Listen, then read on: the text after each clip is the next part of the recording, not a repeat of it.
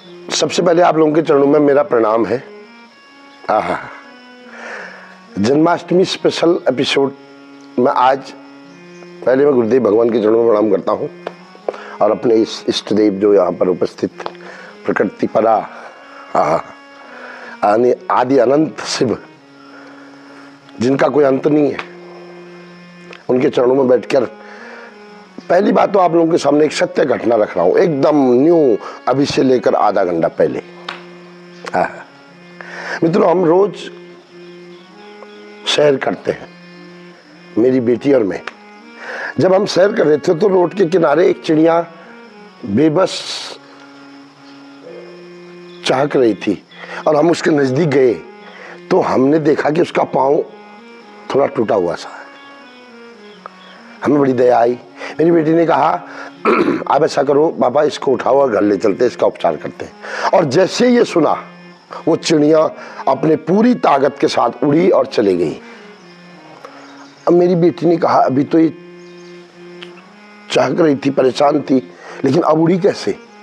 तो देखो दोस्तों, चिंतन तो दास करता ही है। दास के अंदर एक भाव आया, दो भाव सही आया। उसने बोला, अरे मनुष्य, मैं मर जाऊं, मैं मिट जाऊं, मेरा शरीर जर्जर हो जाए, लेकिन मैं तेरी शरण में नहीं आऊंगी। अब मैंने पूछा क्यों? क्योंकि उस चिड़िया ने अंतर मन से जवाब दिया। जवाब अंदर ही अंदर चल रहा था, मेरा मन पूछ रहा था, उसका भी मन उत्तर दे रहा था। उसने बोला, नहीं, तेरे बराबर तुझ मनुष्य जैसा स्वार्थी मैंने कोई नहीं देखा। तू सिर्फ अपने लिए जीता है, अपने परिवार के लिए जीता है, तू समाज के लिए नहीं जीता, तू पर्यावरण के लिए नहीं जीता।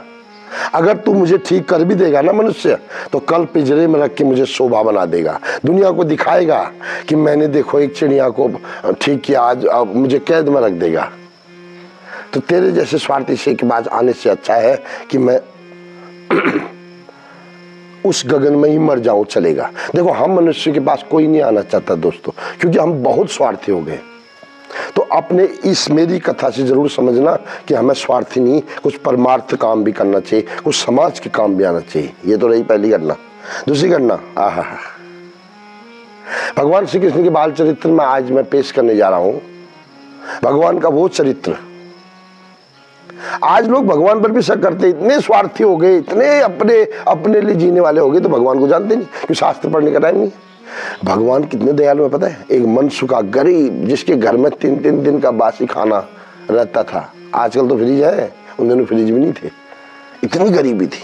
जब भगवान को पता चला कि ये आदमी भोग लगाने की इच्छा तो करता है, लेकिन इसके घर में 3 दिन तक बासी खाना खाया जाता है, तो भोग कहाँ से लगाएगा? लेकिन इसका मन है भोग लगाने के लिए। आज हमारे पास सब व्यवस्थाएं हैं, लेकिन हम भगवान को भोग नहीं लगाते, हम खुद खा लेते हैं, खुद। तो भगवान उसके घर में गए, मनसुखा के घर में, अपने मित्र के घर में, और उसने क्या किया कि भगवान कहीं मेरे घर में ये बासी ना खा दे। उसने सारा खाना अपने मुंह में डाल दिया। तो जैसे मुंह में डालना भगवान का पहुंचना, भगवान ने उसके मुंह में एक मुक्का मारा ऐसे, और उसके मुंह का जो बासी खाना था बाहर निकला। भगवान ने उसको अपने मुख में डाल दिया। क्या ऐसा कोई आपका रिश्तेदार कर सकता है, या आपका कोई जिसके लिए आप रात दिन लगे हो, जिसके लिए हम लगे हैं? तो इसलिए इस संसार की बाधाओं को छोड़ो और भगवान के चरणों में लग जाओ, आपका जीवन चकाचक हो जाएगा, चकाचक हो जाएगा। राधे राधे तो बोल ही देना, आज नहीं बोलोगे तो कल तो बोलना ही पड़ेगा। मिलते हैं किसी और प्रसंग के साथ 24 घंटे के बाद, और लाऊंगा कोई एक और बात खास, लेकिन आपका जरूर चाहिए साथ। राधे राधे।